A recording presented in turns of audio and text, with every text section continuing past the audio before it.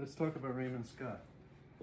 I discovered Raymond Scott while I was at Concordia and found out that it happened to be his 100th birthday coming up the next year. So I decided that it would be a good idea to try to put together a show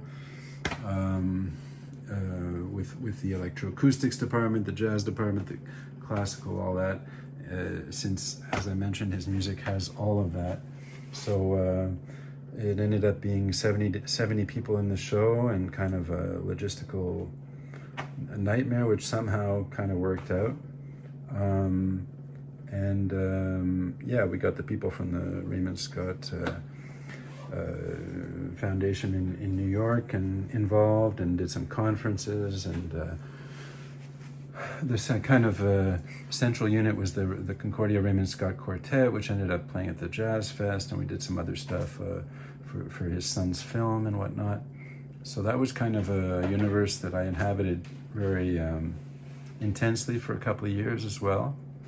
All these kind of phases of different projects. So I haven't, yeah, that was just a period, and I haven't really kept up any contact with that world, but it was a great time, and I continue to be fascinated by his music and his brain. Inventor, musician, kind of like Les Paul, brilliant, genius musician, also came up with some of the most important musical inventions.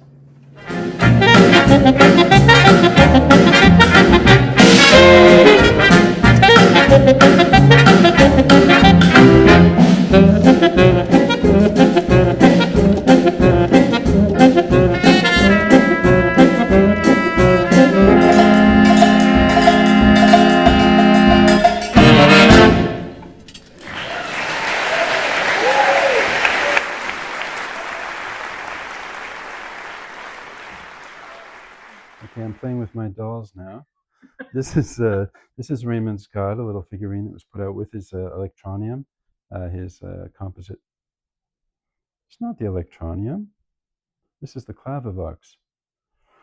Raymond Scott invented the electronium, which wrote music with a little help or not from the composer, and that's the penguin I got from the cast of the show.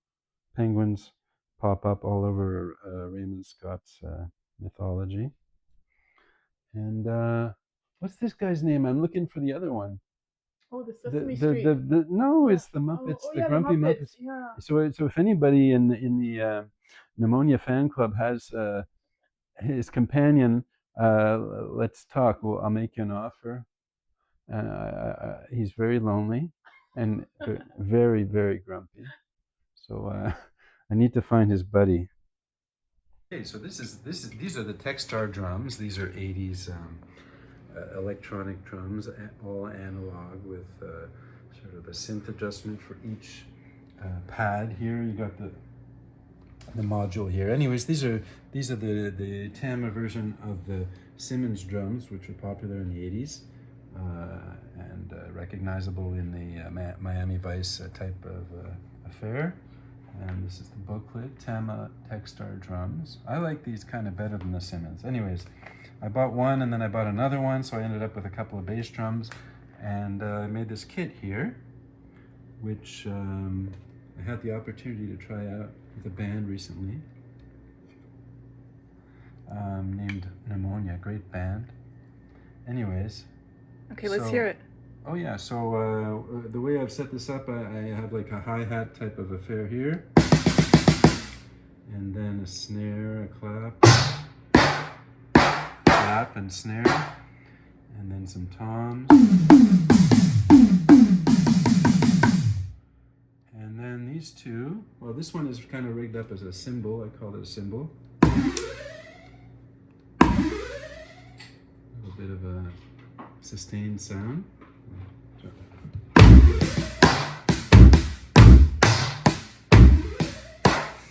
This is the Sinair, which was used by some pretty famous electronic, I think Kraftwerk, etc. used this. And this is a fully adjustable 2-oscillator kind of percussion module.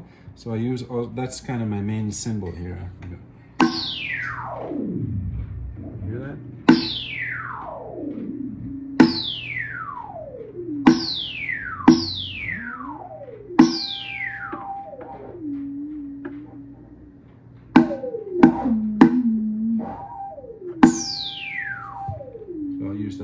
example as well.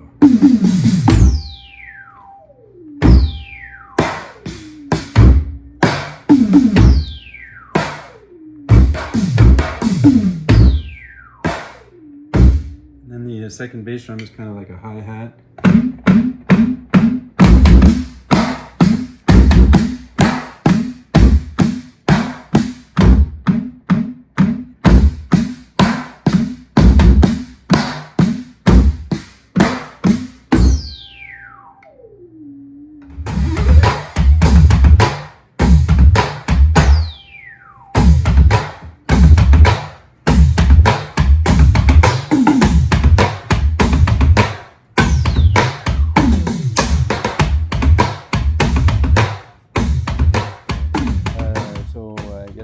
The first major project was in my early teens, or we started playing together when we were 12, I think, 11, 12, and continued for like 7 years, playing Police covers at first, and then we started writing songs in French, and that became Idée Noire, kind of a bit, I guess, a little bit ahead of its time, kind of grunge,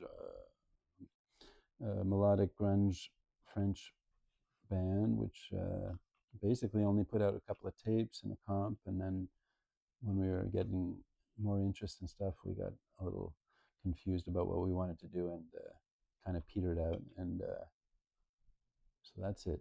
No album, no vinyl as such, except for Lâcher Lousse compilation. Anyways, Idée Noire was a power trio. You can, you can show some videos. Idée Noire was a power trio, guitar, bass, drums, and you played pretty good band. I played bass. Electric bass was my first kind of serious instrument. Yeah.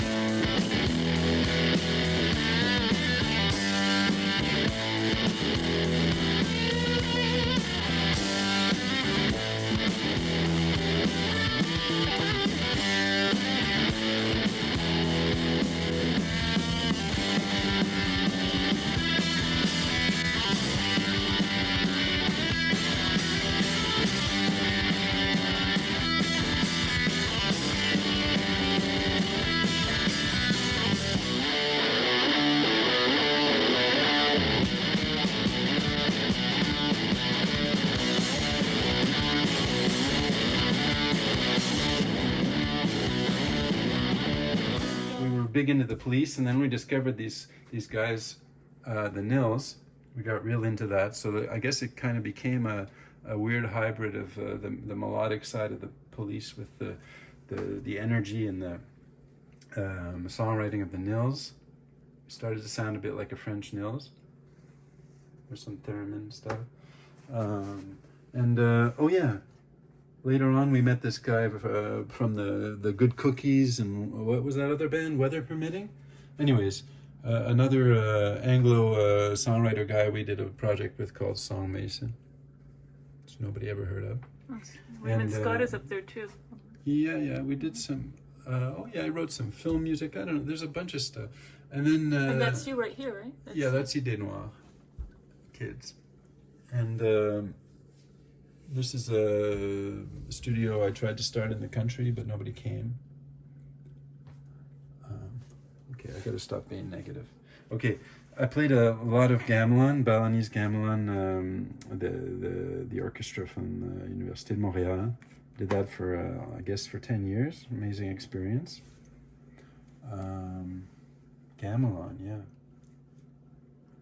Just like to do things for a little while and then move on, I guess.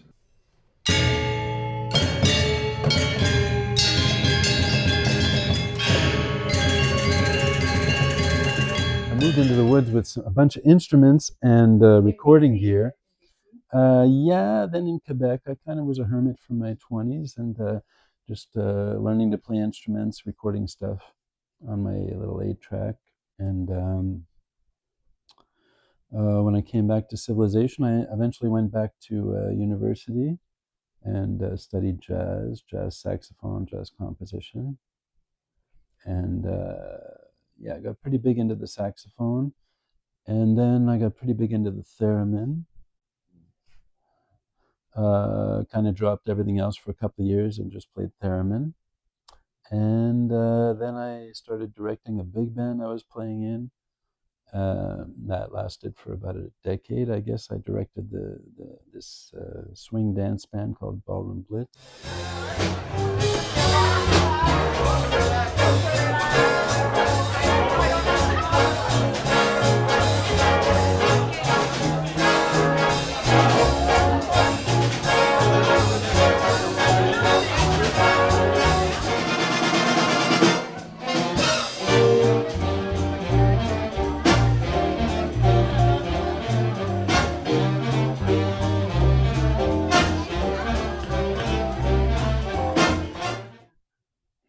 Well, I guess it relies on the ear, you know, and I just like the fact that you're not touching anything, and you're pulling music out of the air, and it relies on the ear. It's like playing a fretless instrument, kind of, without even any strings or anything. So I don't know. I was just drawn to it. I saw somebody play once, and I just decided I wanted to try that, and I got half decent at it and did some performances with the theremin.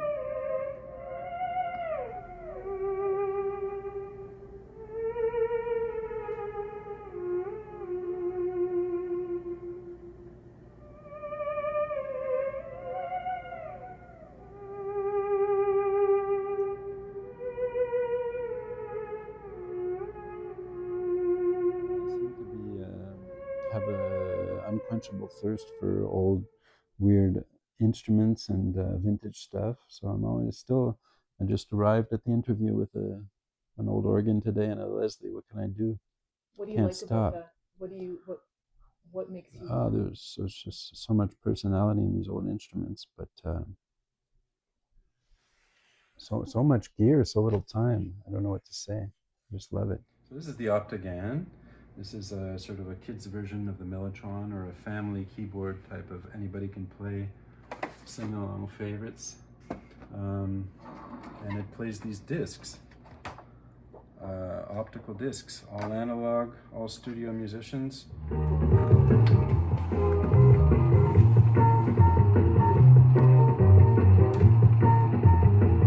So what happens once you put it in? This is the actual sounds from the disc, Yeah, right? So these are the optical discs. Different lines represent different tracks that were played in a studio by German studio musicians. Anyways, this is kind of like the kids' version of the Mellotron. So you stick the disc in, and it's got some. It looks like a regular chord organ, which is why a lot of them probably got thrown away. But press a chord, and you get the studio musicians playing the groove.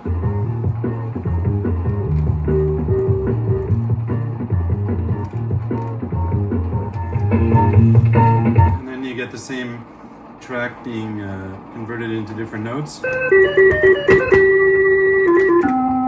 And you have different sounds in here. And right? yeah, all of these are different styles. Yeah. You got the waltz time, you got guitar, you got romantic strings, Polynesian Village, that's fun.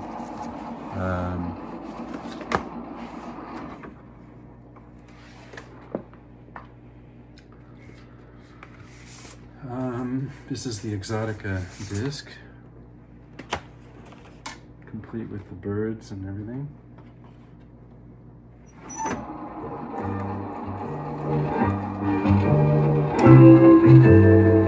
So you can play chords. Each one has loops as well. This has the bird loop, or drums.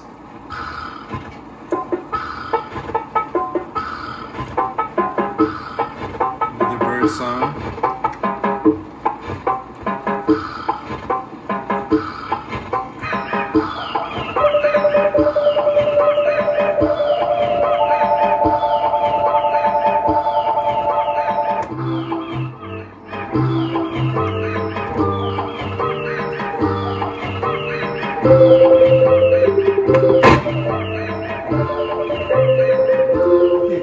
So, yeah, well, weird instruments, and then there's the ethnic or instruments from all over the world are always wonderful. I can't say that, eh? Exotic, yeah.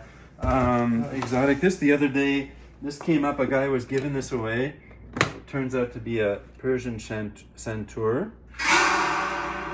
just gorgeous with the hammers and everything.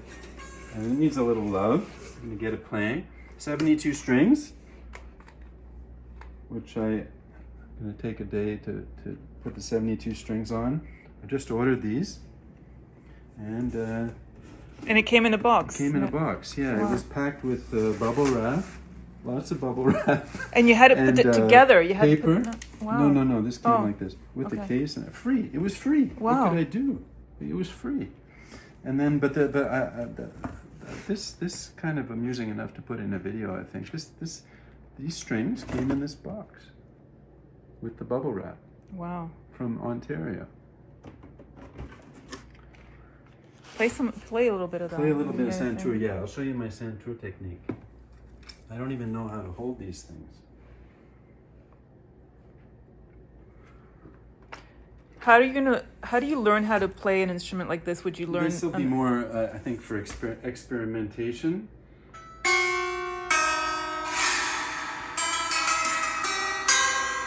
That's my Santur technique. I have not practiced yet. I don't even know how you hold these yet.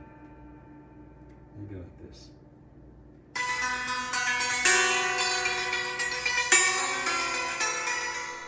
How long have you been buying records? About 30 years, but the problem is that my interests keep growing, so I get big into soundtracks, and then funk music, and 12 inches. You get into the 12 inches. That can be a bit of a space issue. One song, two songs, taking up all this room. The prog, the cosmic disco, they're just all over the place. This is my groovy section, I call it. It's not quite funky. It's kind of upbeat. Enoch Light and Company. The Kraut electronic into the 80s. Got my little 80s cube here for the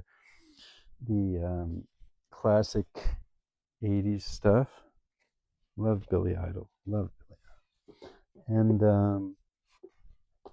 let's see. We'll put Billy Idol here. Hip hop. All early hip hop, I guess, the old school stuff. That's what I like. And the whole percussion era stuff up top there. And the CTI and the Groove Merchant and the Barry, the Mancini section, the Bacharach section, the World, groovy world music, TV music, black soundtracks, disco, spoken word, all the spoken word, the sound effects, the instructional, the library, the jazz, the... Is there anything you're excited about more than others? Yeah, and right now it's the library music. The classic KPMs, the Brutons,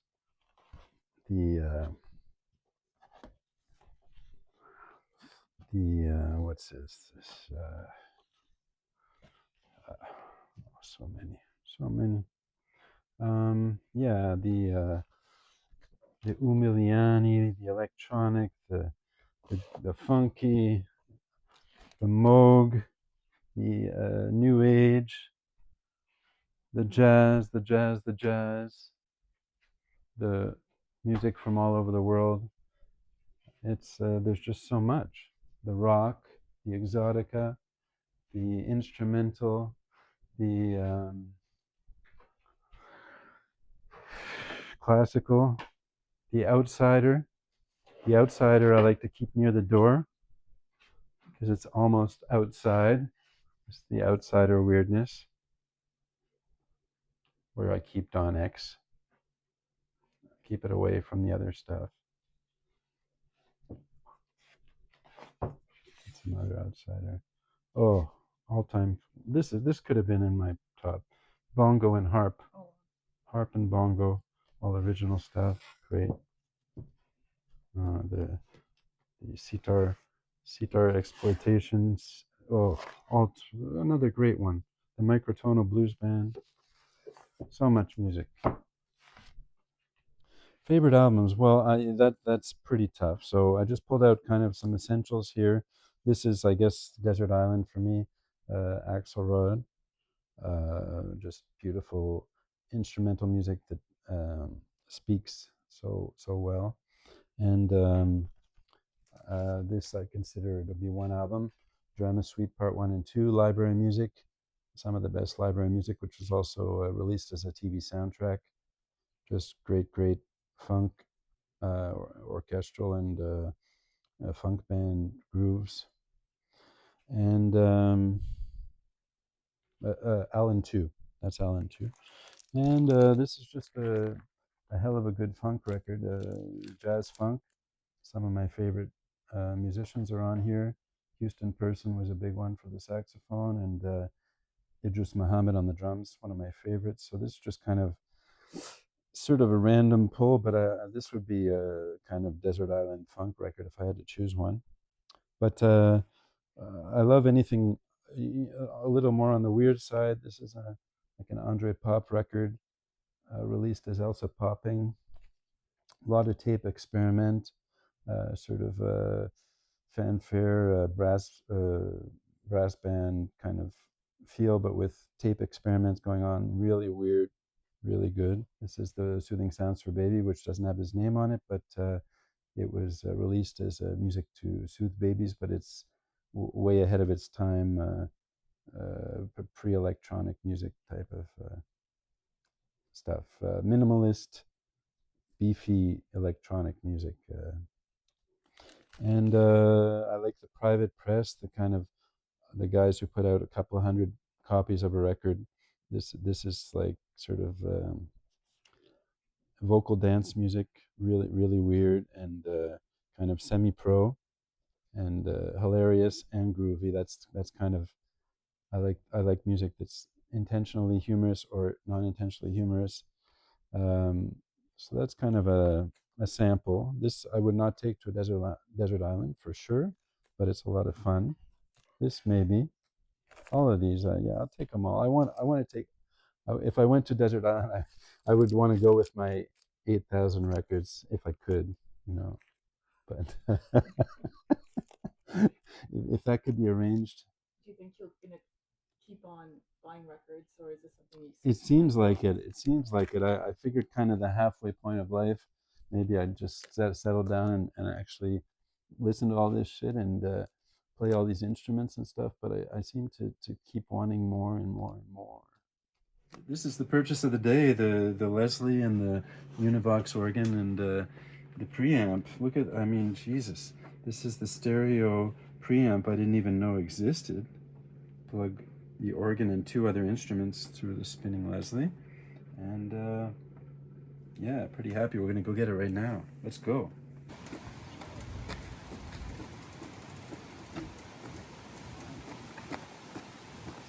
I thought it was gonna be like, because I had a Leslie that I got several years ago, and the thing was like a huge piece of furniture. Yeah, yeah. It's like way too big. Didn't even work. Gorgeous. It's minty. It is, eh? I mean, it needs, the switches need some cleaning, but it's true. This has never been anywhere. Jesus. You never find these things, and they're not completely destroyed. Yeah. They're always destroyed. I know. I basically expected to go try. They're always missing keys. Well, there's one key. This one key is a little funky. This one. No, but he's there. You just easily replace, fix it. This is mechanical, though. Yeah, you easily fix that. But I basically thought I was going to go try it out and come back empty-handed because I didn't deal with, like, between all those units, I thought something would be fucked up. I love it. Beast. I mean, the Leslie is worth it very much, for sure. I've never seen one of these.